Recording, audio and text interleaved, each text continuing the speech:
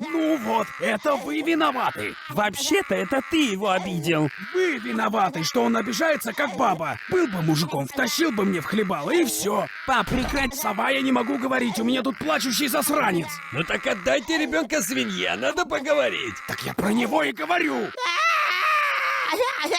Твою мать!